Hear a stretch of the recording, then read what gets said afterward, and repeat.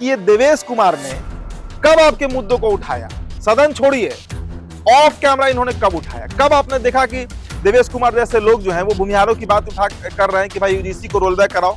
एक भी भूमिहार नेता का आप नाम बता दीजिए जो सांसद, विधायक, मंत्री, एमएलसी कुछ भी हो, जो जहानाबाद नीट पर बोला हो, जो यूजीसी पर बोला हो, जो भरत तिवारी एनकाउंटर पर बोला हो।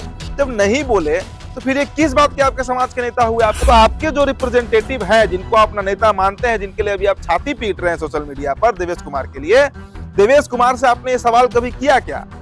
देवेश जी, आप हमारे समाज के नेता हैं, भारतीय जनता पार्टी से एमएलसी हैं, आप जहानाबाद का मामला उठा देते। नीरज सिन्हा का समर्थन कायस्थ समाज कर रहा है तो क्या गलत कर रहा था?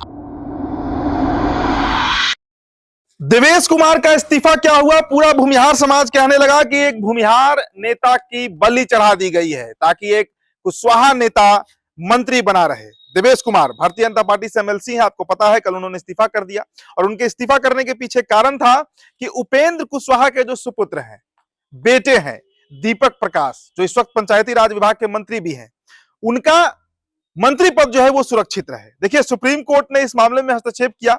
सुप्रीम कोर्ट ने बिहार सरकार से पूछा कि भाई वैसा नेता जो किसी संवैधानिक पद पे नहीं है, जो ना एमएलसी है ना एमएलए है, कैसे वो बिहार सरकार का मंत्री बना हुआ है? अब इस पर भारतीय जनता पार्टी को जवाब देते नहीं बना तो आनंद फानंद में ही कहिए देवेश कुमार का इस्तीफा करा लिया गया। देवेश कुमार भूमिहार जाति से आते हैं, देवेश कुमार भारतीय जनता पार्टी के पुराने नेता हैं और उनका इस्तीफा हो चुका है और अब चर्चा है कि दीपक प्रकाश उनकी जगह पर सदन जाएंगे, मतलब विधान परिषद के सदस्य बनेंगे अगले साल, यानी 2027 के 17 मार्च तक देवेश कुमार का कार्यकाल था।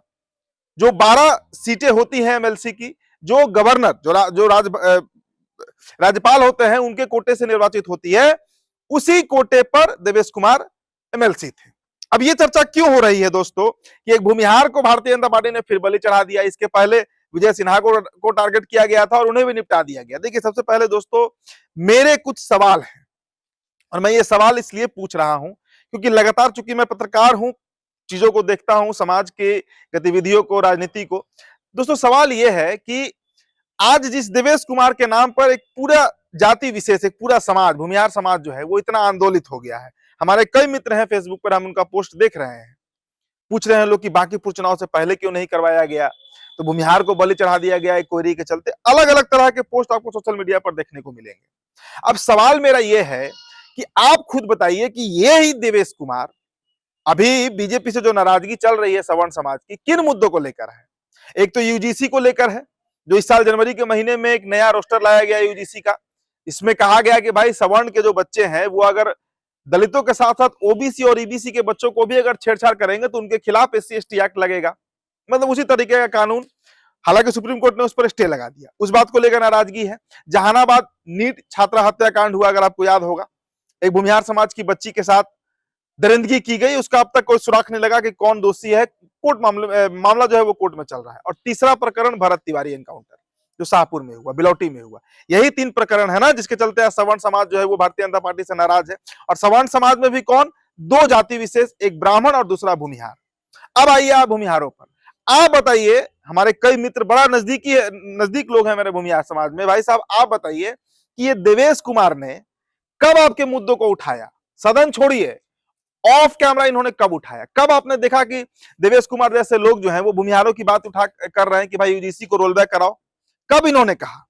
और देवेश कुमार को छोड़िए, आप भारतीय जनता पार्टी या जनता दल यूनाइटेड, या यूं कहिए कि पूरा जो सत्ता पक्ष है, उसके एक भी भूमिहार विधायक, मंत्री, सांसद, 3 सांसद भी हैं, 25 विधायक हैं, कई एमएलसी हैं बिहार सरकार में, मंत्री बैठे हुए हैं, कई लोग भूमिहार समाज के मंत्री हैं ना बिहार सरकार में।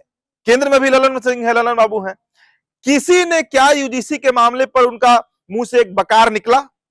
एक शब्द उन्होंने कुछ बोला? किसी ने जहानाबाद नीट छात्रा हत्याकांड के मामले पर चू तक निकाला अपने मुंह से?